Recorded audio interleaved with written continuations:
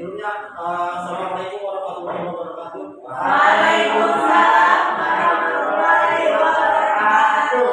Terima kasih Bapak Ibu yang sudah meluangkan waktunya bisa hadir dalam kelompok belajar sekolah yang saya inisiasi. Jadi kelompok belajar sekolah ini tujuannya adalah untuk tugas akhir saya di dalam diseminasi pedagogi Sultan di tahun 2024 dari Jakarta Selatan kelas 024. Jadi tugas ini adalah menggerakkan komunitas belajar Bapak Ibu. Jadi menggerakkan komunitas belajar di situ nanti ada berbagai praktik baik. Jadi ada berbagai praktik baik itu nanti yang diupload di YouTube, kemudian nanti ada dokumentasi. Jadi di sini di dalam tugas saya, tugas modul 3 ini sebenarnya ada 3 materi Bapak Ibu. Jadi kita disuruh memilih salah satu dan saya memilih sport education model. Kemudian dua materi yang lain itu ada pendidikan gerak dengan pendidikan kebugaran. Jadi kenapa saya memilih sport education model? Karena memang ini cocok untuk diterapkan di jenjang SMP dan SMA atau di fase D, fase E dan fase F. Jadi kita sudah masuk di fase B dan fase F dan ini cocok untuk diterapkan di sekolah kita. Di sport education model itu nanti kurang lebihnya seperti apa nanti saya jelaskan di slide yang jadi judulnya adalah pembelajaran bola voli berbasis sport education model pada acara pasif atau Pacific is Reality. Jadi sebenarnya ini sudah ada di dalam program ini setiap tahun sudah berjalan. Kalau yang tahun kemarin kan tahun ini kemungkinan ada perubahan atau pergeseran. Sekarang diadakan bola voli. Jadi pembelajaran bola voli berbasis sport education model pada acara pasif. Nah, latar belakang. Jadi yang pertama kita mulai dulu dari perilaku malas dan jurusnya manusia untuk melakukan aktivitas olahraga sebanyak dia. Jadi anak-anak kita itu sekarang malas-malas, kemudian mereka beranggapan bahwasanya ya dari dia main gadget, main gawai itu mereka malas beraktivitas, malas bergerak dan akhirnya nanti kalau semakin tadi seperti itu terus nantinya pasti akan berdampak pada kebugaran jasmani atau pada kesehatan mereka. Nah, kemudian dari program ini nanti mendorong anak-anak untuk dapat melakukan aktivitas olahraga sepanjang hidup. Jadi kalau di dalam pendidikan memang tujuannya adalah bagaimana mereka mau untuk melakukan aktivitas olahraga sepanjang hidup. Berbeda ketika anak-anak mungkin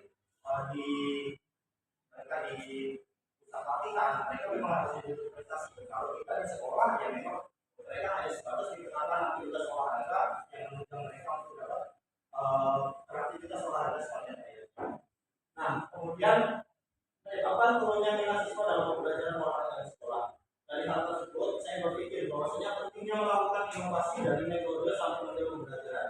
Jadi kalau kita lihat bahwasanya anak-anak kita malas, kemudian menyebabkan turunnya minat mereka berolahraga, berarti ada yang salah dalam diri kita. Bisa dilihat dari metodenya atau mungkin dari inovasi pembelajaran yang seperti apa. Nah, salah satunya pembelajaran yang berbasis sport education model ini dapat menjadikan anak-anak lebih tertarik dalam permainan olahraga. Jadi dari model pembelajaran yang dirancang ini, guru meyakini bahwasanya pembelajaran berbasis proyek mampu menginspirasi dan memotivasi peserta didik untuk aktif dan mengambil peran dalam pembelajaran. Kemudian, karena sport education model itu secara garis besarnya adalah anak-anak itu diminta untuk berpartisipasi aktif.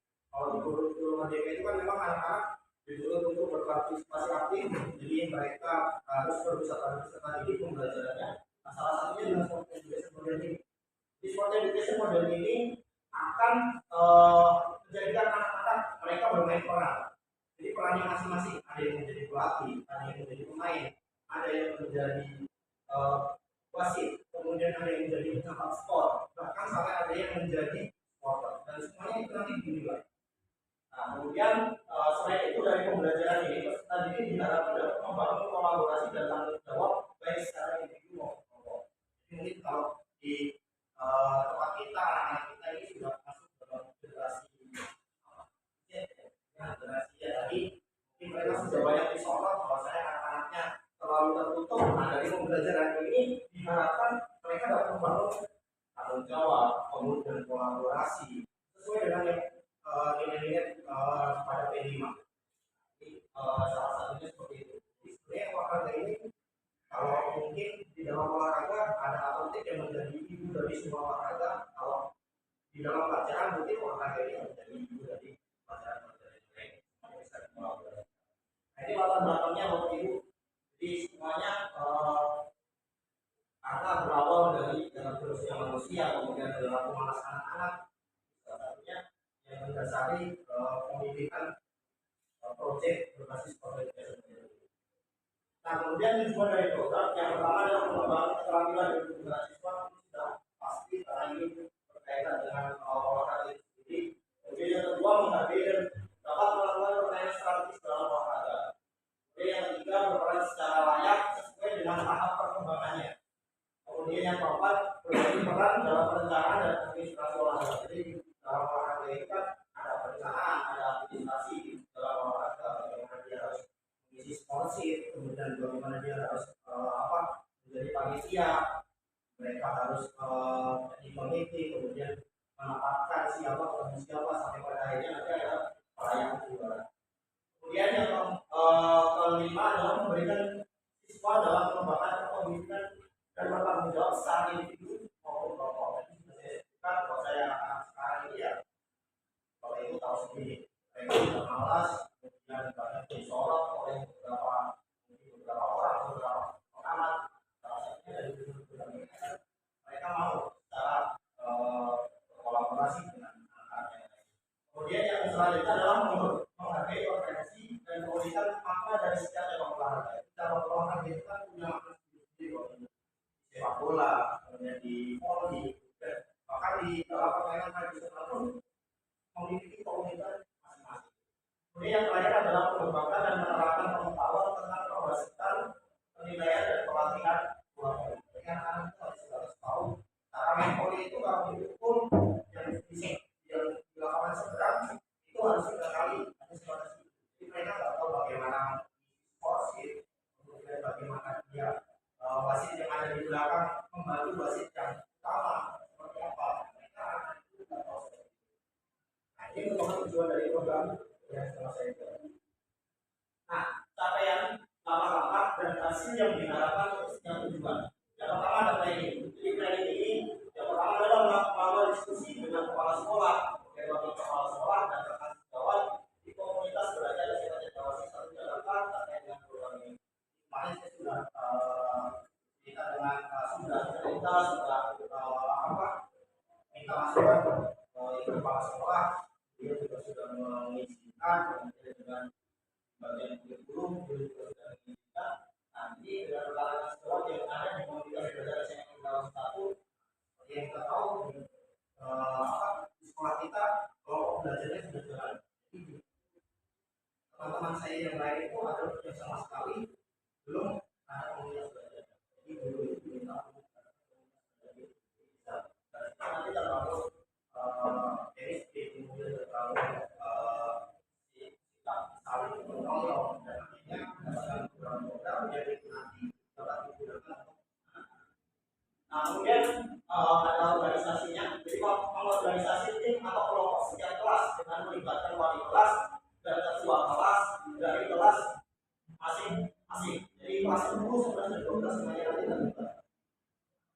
Kemudian ada prosesnya. Jadi prosesnya adalah peserta didik melaksanakan proyek tersebut dengan bimbingan oleh guru pengampu, materi digital, guru kelas lain, kemudian guru kelas atau guru wakil atau wali kelas, kemudian dibantu oleh guru yang lain.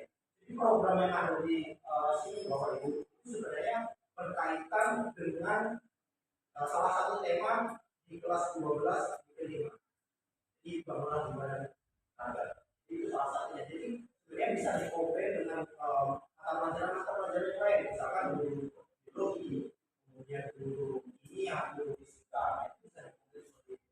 Bahkan saat ini koordinator proyek. Kemudian produknya nanti dapat berupa video atau foto yang akan dipublikasikan pada channel YouTube atau media sosial serta akan di-share melalui grup Facebook. Jadi nanti produknya dari program ini, produknya adalah berupa bisa diupload di channel YouTube di media sosial anak-anak ataupun di lokal. Nah, kemudian struktur program dan mitra dalam komunitas belajar. Yang pertama, program kegiatan. Jadi proyek based learning dari PJBL ini berkolaborasi dengan pendidik, tenaga pendidikan di komunitas belajar sekolah. Kemudian skala programnya adalah PJBL ini dapat diikuti oleh seluruh siswa dari kelas 10, 11, dan 12 dengan memilih delegasinya sebagai peserta lomba. Jadi nanti per kelas mereka dipilih siapa yang jadi pemain, siapa yang jadi wasit, bahkan siapa yang jadi pemain, siapa yang jadi pelatih, bahkan siapa yang nanti yang jadi supporter. Seperti itu. Kemudian ada identifikasi dari kelompok belajar sekolah. Jadi program ini melibatkan kepala sekolah, wakil kepala sekolah, komunitas orang tua siswa, dan komunitas belajar sekolah, baik dari guru-guru maupun siswa. Kemudian ada pengaturan program ini dimulai dari tanggal 20 November yang kemarin tahun 2024 dan berlangsung sampai akhir pelaksanaan kelas. Nanti sampai akhir pelaksanaan kelas itu merupakan pengaturan. Nah, ini merupakan aset. Sebenarnya aset itu ada 7, tapi yang saya masukkan di sini adalah 5. Jadi semuanya sebenarnya di SMA Cendrawasih satu Jatah ini memiliki semuanya, memiliki semua aset. Jadi memiliki semua aset. Yang pertama adalah manusia. Manusia itu ya seperti kepala sekolah, kemudian wakil kepala sekolah, komite atau orang tua, kemudian ada guru, ada tenaga pendidikan dan siswa. Itu sudah pasti. Ini modal manusia. Kemudian di modal agama dan budaya itu budaya sopan santun, budaya suka gotong royong, kudu sportif, kemudian memiliki karakter yang baik. Ini masuk di modal agama dan budaya. Jadi sekolah kita sudah menerapkan ini baik di D5 ataupun di dalam kehidupan sehari-hari di sekolah sudah diterapkan. Kemudian ada modal sosial. Jadi modal sosial ini yang berkaitan dengan masyarakat yang ada di lingkungan sekolah yang mendukung kegiatan sekolah ini. Jadi dari kemudian dari warga sekolah yang ada di sekitar sini ini sangat terbuka dalam kegiatan sekolah. Kemudian ada modal fisik. Nah, modal fisik ini adalah kondisi fisik sekolah seperti lapangan, kemudian taman, ruang-ruang kelas yang terawat dan bersih. Itu merupakan masuk di modal fisik. Nah, kemudian ada modal lingkungan alam. Jadi lingkungan yang nyaman, bersih, rapi, dan kondusif ini akan berdampak atau menyukseskan dari program yang telah kita lancar atau yang telah saya lancar. Jadi ini adalah pengetahuan aset kapasitas yang dimiliki oleh kelas atau sekolah.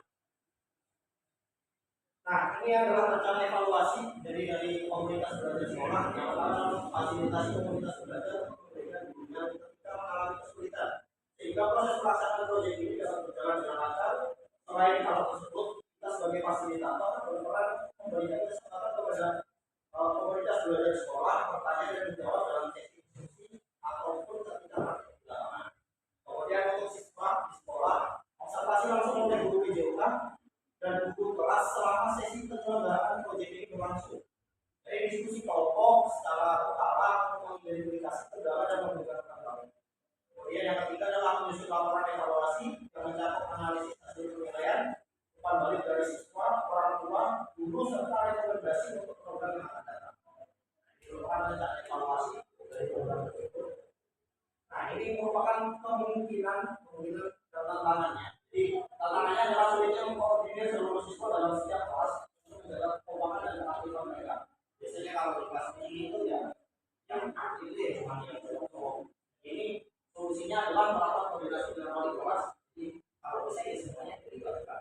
Meskipun cewek juga ikut main, jadi mereka bisa jadi supporter. Kemudian mereka bisa berkontribusi di dalam tim yang dalam kelas. Kemudian ada tantangan yang kedua, kurang partisipasinya aktif siswa. Nah, khususnya yang perempuan yang sudah saya sebutkan, karena mereka beralasan olahraga itu tidak menyenangkan. Jadi yang solusi yang kedua adalah sama melibatkan orang tua dan melibatkan wali kelas, guru, peserta didik yang menjadi pengurus kelas tentang pentingnya itu aktif dalam partisipasi.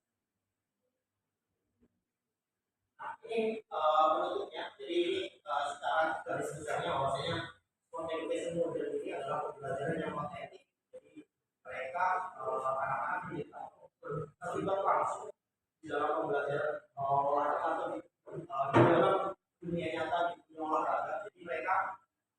diminta untuk langsung jadi mereka ada yang menjadi pemain, ada yang menjadi pelatih, ada yang menjadi wasit, ada yang menjadi. Nah, tujuannya ketika mereka nanti di masyarakat, mereka sudah paham. Ketika mungkin hal-hal yang paling sepele mungkin mereka tidak. Ketika mereka di Karang Taruna diminta untuk menjadi panitia di dalam event seperti ini, mereka sudah tahu bahwa saya jadi wasit seperti ini loh. Terus hitungnya seperti ini. Kalau nanti syarat wasitnya misalkan lawan seperti apa. Jadi pembelajaran bola voli dalam fasiliti berbasis proyek menggunakan pendekatan seperti education model yang diharapkan dapat meningkatkan keterampilan fisik, kemudian pengetahuan, permainan, dan dapat meningkatkan kemauan siswa dalam aktif berolahraga secara budaya.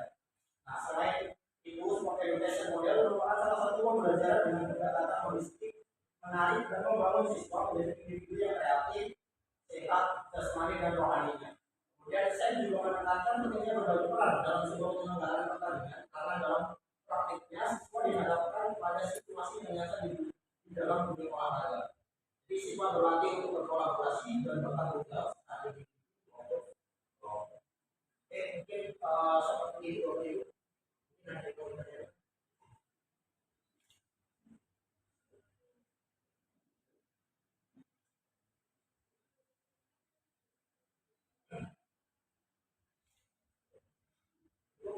Banyak banget.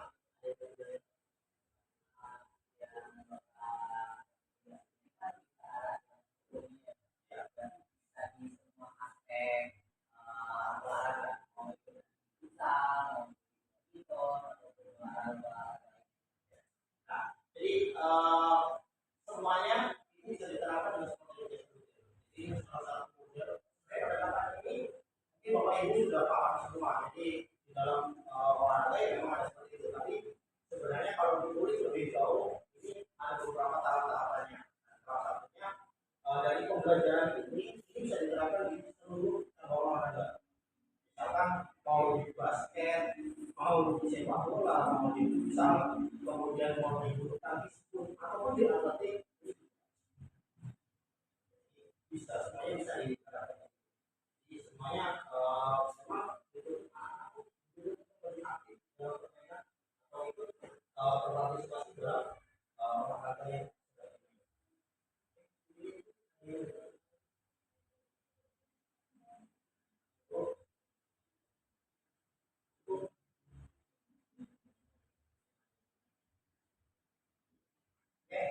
mungkin itu saja pemaparan program dari saya. Jadi ya, harapannya dari program ini nanti sekolah kita anak-anak jadi lebih aktif, lebih mau mereka mau bertanggung jawab, kemudian mau berkolaborasi dengan rekan-rekannya atau dengan teman-temannya yang lain, sehingga nantinya mereka akan secara otomatis mereka memiliki semacam kebutuhan bahwasanya olahraga itu penting pada mereka. Jadi mungkin kalau di luar negeri umur 80 tahun